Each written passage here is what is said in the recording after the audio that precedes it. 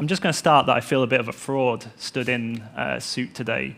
Those of you who work with me closely know I'm normally more comfy in a hoodie, normally on that side of the room coding away with my team. But actually the thing I really like to be doing is getting dressed like this. I'm a bit of a supply chain nerd, okay? I spend the majority of my time, luckily at peak, able to explore people's supply chains, getting into the nitty-gritty of what's going on, and then exploring. The slight downside of that, I get to wear the hard hats and the fantastic gear on the left-hand side for the food safety. I then get the chance to talk to many businesses like yourself, where they doll me up a bit like this, and I look very, very uncomfortable right there, a little bit like now. So thank you. We've only got 20 minutes. And those of you who work in supply chain know we could probably talk for about 2 hours on supply chains and supply chain problems.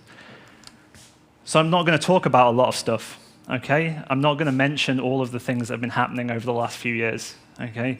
We had COVID, we had gas prices, we had somewhere in there was a big ship stuck in the Suez Canal that caused chaos, okay? This is the reality for those of us who work in supply chains, okay? And there was a brief period where we were talking in the COVID pandemic when we were all talking about this sort of nebulous idea of a new normal, that sort of horrible phrase that I think we all got completely sick of after a while. And for those of us who work in supply chain, this is the continuous normal, okay? We are continuously challenged by things happening that we can't control, okay? We have to embrace that.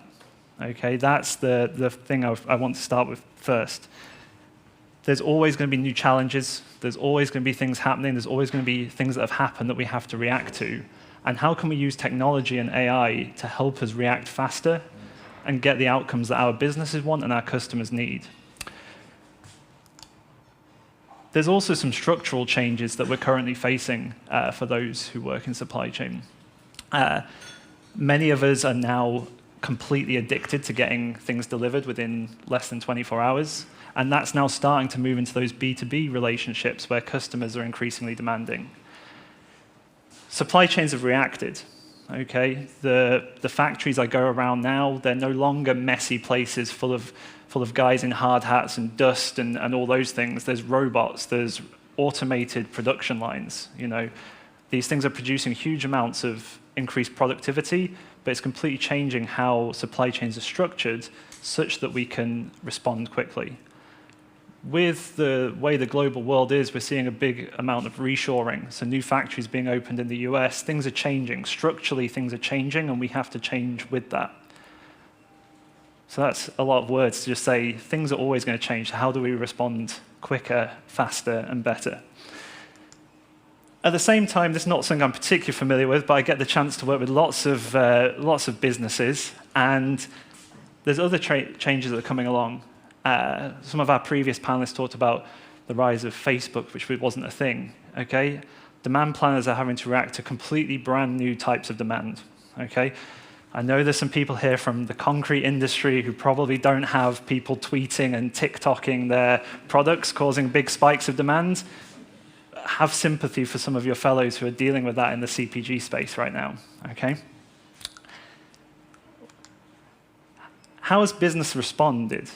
Okay, the quickest answer is to throw technology at a problem, okay? If we don't have people, and supply chains have suffered with an acute lack of talent over the last several years, throwing technology at the problem is a good starting point, okay? And what we've ended up with is a large number of point solutions generating huge amounts of data that's ended up being siloed, okay? So different parts of our business, not just in the supply chain, have ended up owning that data, which could be really useful for predictive purposes, you know, from our CRMs to the production data coming off these machines we have.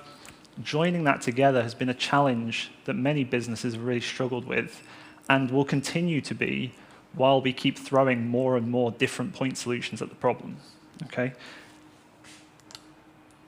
And what we have to remember is that what really matters is value, okay? I very rarely talk about the technology. I really appreciate one of the previous speakers talking about how it's very easy for us to get really down in the weeds of AI, ML, What's the difference between those two? What models are we talking about? Those of you, again, some of you know me well. I can talk forever on different machine learning models for forecasting, okay?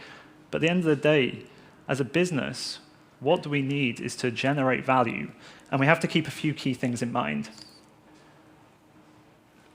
At the end of the day, most supply chains are about moving products from one area to another as quickly and efficiently and cost effectively as possible. So how can we ensure we're getting the right product in the right place, in the right quantity? And that solved the problem, so we can go home now. We know what the problem is, we can solve it. Okay, it's never quite as simple as that, unfortunately.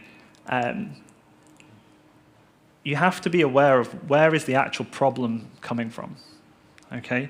If you boil most supply chains down, it's one very simple loop. You have planning, and then you have action, okay? So we make plans, we do forecasts, we build all those fancy models, we create them, and then we take some action. We make some products, we buy some products, we put some products through a secondary process, we do whatever we need to do, okay? Unfortunately, as often in life, best made plans, reality starts to happen. By the time that we get a chance to action our plans, they're already out of date, the data is not correct, the suggestions are wrong, okay? And then we really struggle, okay? S&OP has existed in our businesses for decades.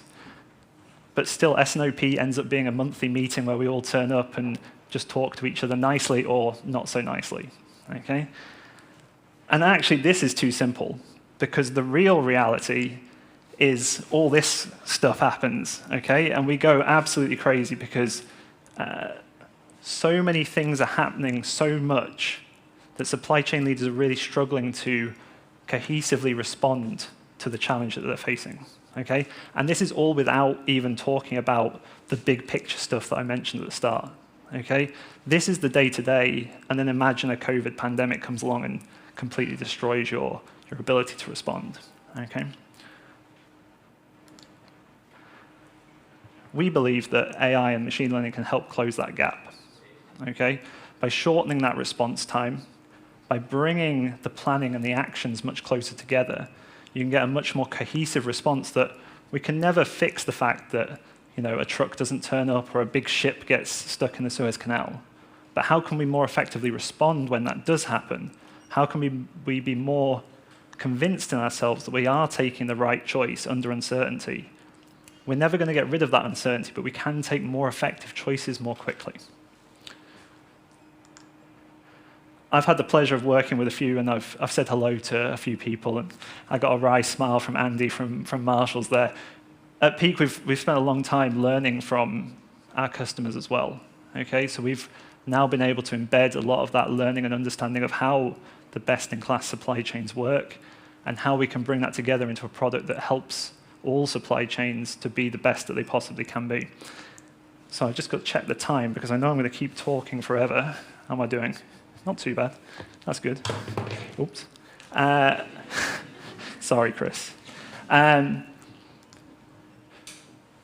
should have started at the start. Now that I live in America, I learned quite a few different things about how to communicate.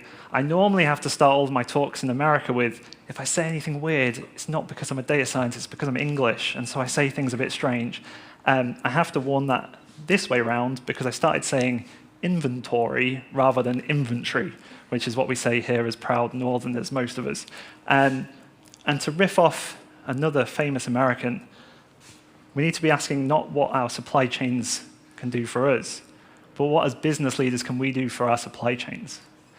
Okay, so unfortunately, one of the other slightly negative things that came out of the pandemic was there was a brief shining moment when me and the other people in the room who are supply chain nerds were held up as the masters of industry because we got some toilet paper to you all. And that was a brief, beautiful moment.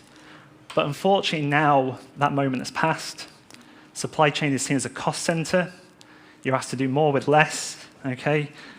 You can't get the people. You can't do what you need to do, okay?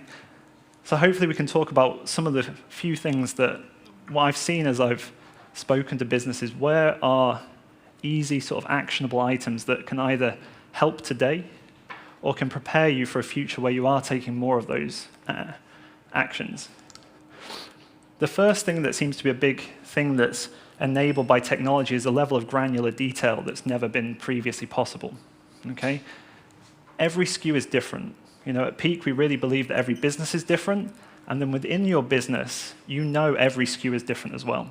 Okay? It either has different customers, different production processes, different constraints, so many things. Okay? And many of these meetings, these S&OP meetings, get really bogged down in that detail because there's always a reason why something is like it is.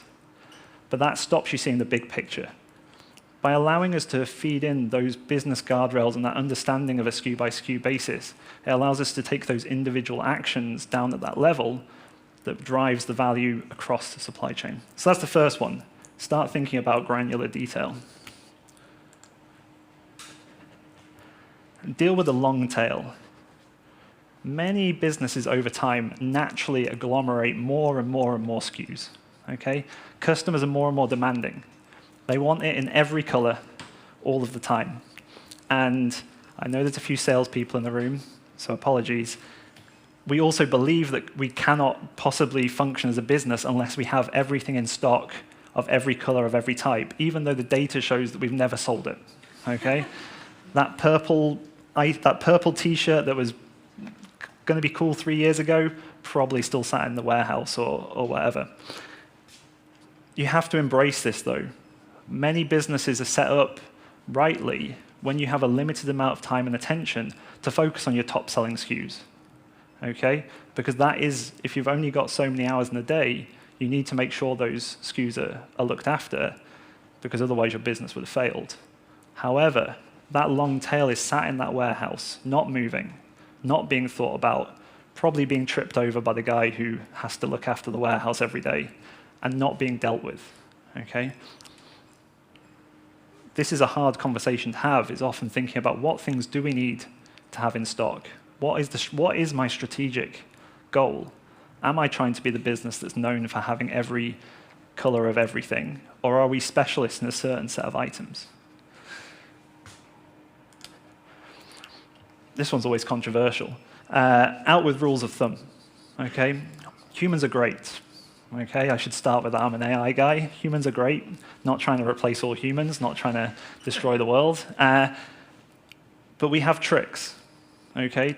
When we're dealt with complexity, we face that complexity by trying to simplify the world. Okay?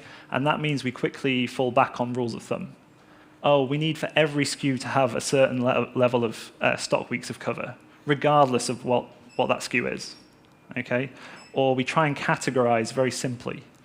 We go for like ABC analysis for 3 categories for 10,000 different SKUs. Okay? But at the core, you always know that there's something sat in your core that's saying that's not quite right. Every SKU is not quite an A or a B. It should be somewhere in between. But this takes a lot of change because customers are so used to, everyone is so used to trying to simplify and put it into these buckets. It won't surprise you, I'm a bit of a weirdo. I have a book on ERP design from the 80s, which is when ABC analysis was from like the 50s. And this was designed for a time before computers. This was designed for a time when you had to go into a filing cabinet to know what your sales records were. Okay? We can move so much faster now. But that takes a big mindset change. And the final bit, just to talk a little bit about what business leaders can be doing who are not in the supply chain. Almost everything I've just said, if you were a supply chain leader, you were like nodding. I saw there was a few vigorous nods on trying to get rid of a few things. But supply chain lives within a wider ecosystem of the business. So what can we as business leaders more generally do to help our supply chains move forward into that new bright future? The first one is always quite difficult. Understand the real limitations in your business. And again, this requires a little bit of unlearning a few things that maybe you've done the same way for 10, 20, 30, 40, 50, 60, 140 years for some of the businesses in the room. And really get down to the nitty-gritty of what is my actual limitation? Because we need to unlearn that to be able to implement, and adoption becomes a real critical thing when it comes to machine learning. You'll hear us talking about it a lot.